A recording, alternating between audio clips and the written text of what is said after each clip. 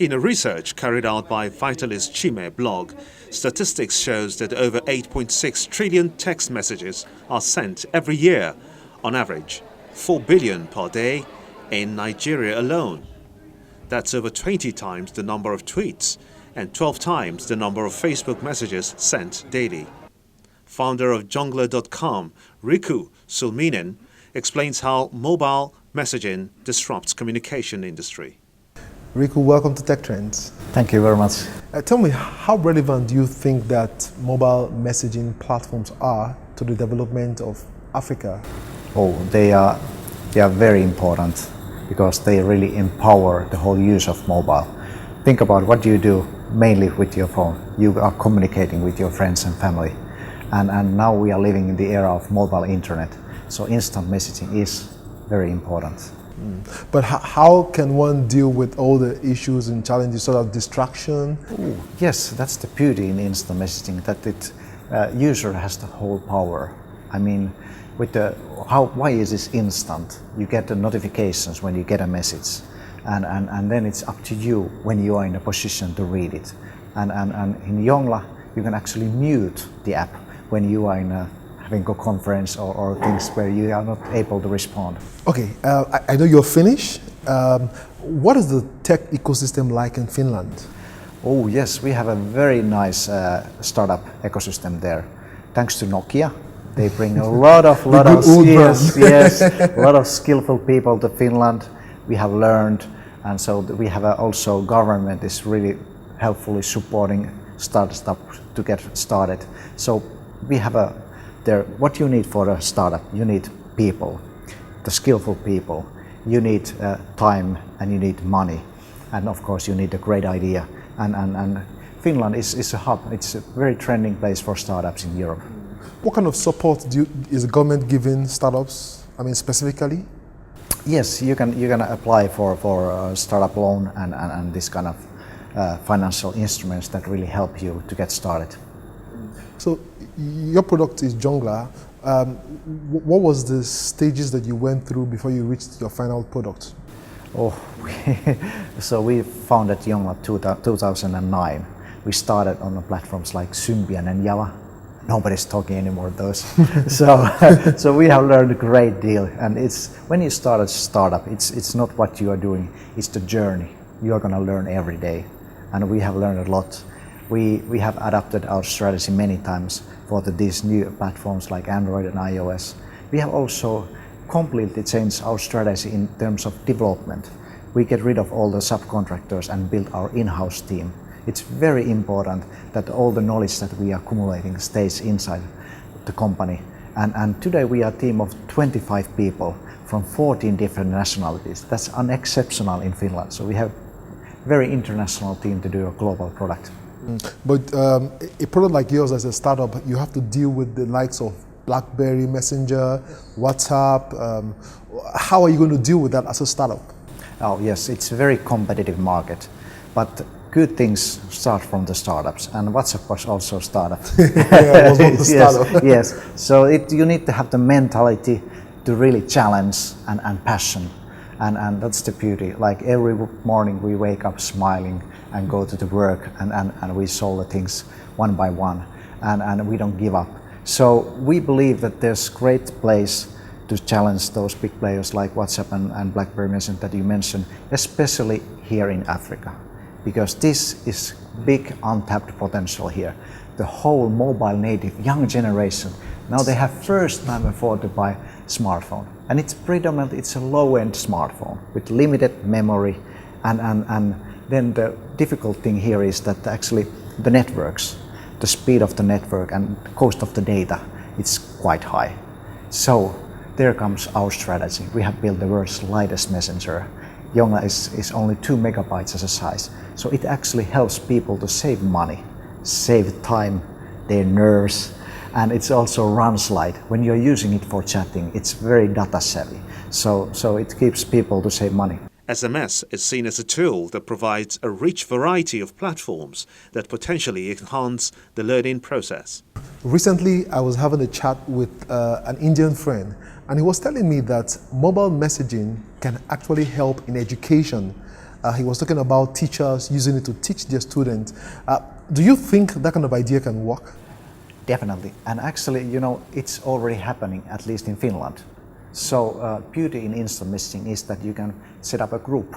So the teacher can have a group with all the students, and they can chat between each others.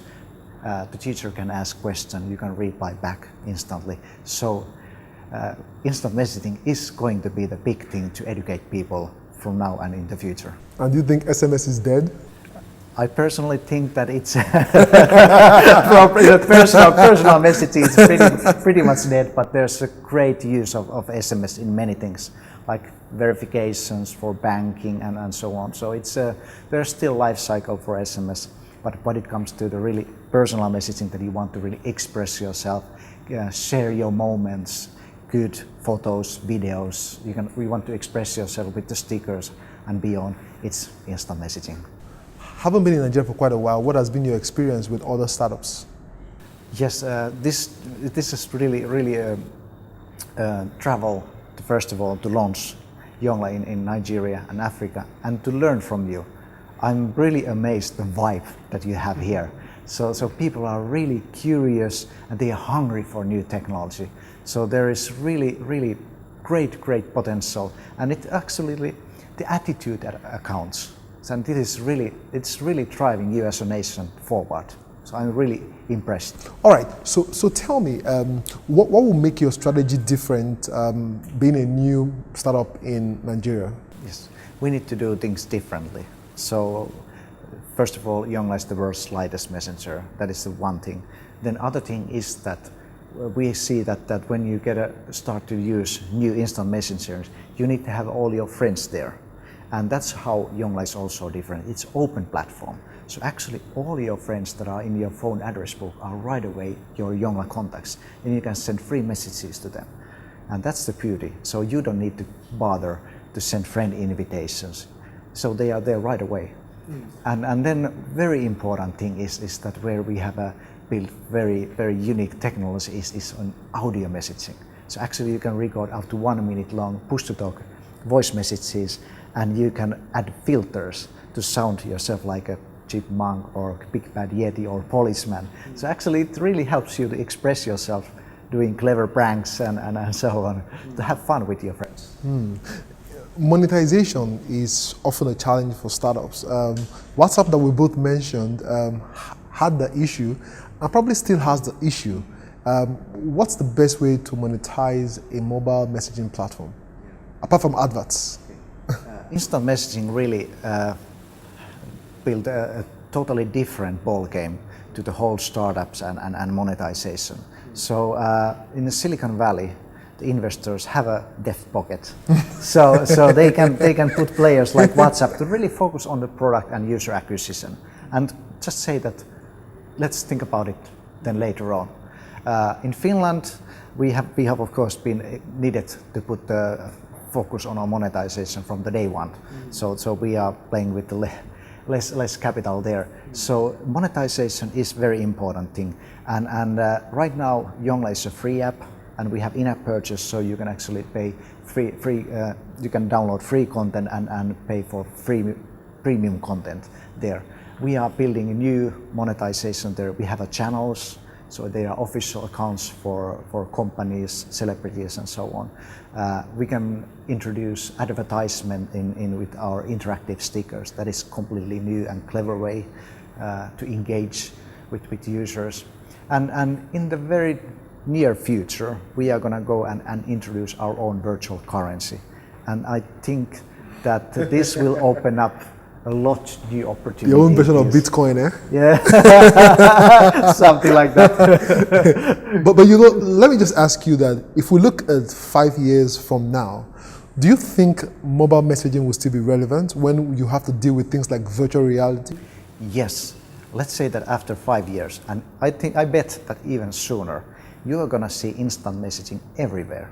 Because for instance, Yongla, we are a cloud service, and apps are driving the mobile economy towards wearables, toward automotives and so on. So actually, you are going to access your instant messaging service from many different devices. So we are going to see instant messaging in a completely new places, and it will be totally integrated. Your messages need to be synced. So whenever you open the new device, your latest chat history is there and you're ready to go.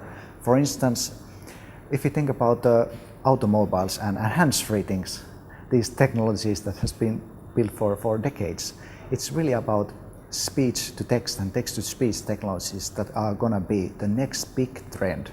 This is going to make people hands-free. So you can go actually jogging. You listen to music, you get a message, and you record it and it goes right away. That's quite scary. And the other way. No, it's very convenient. And convenience is the key things that drives companies like us towards new innovations. Thank you, Ricky, for chatting with us today. Great. Thank I you wish you all the best. Thank you.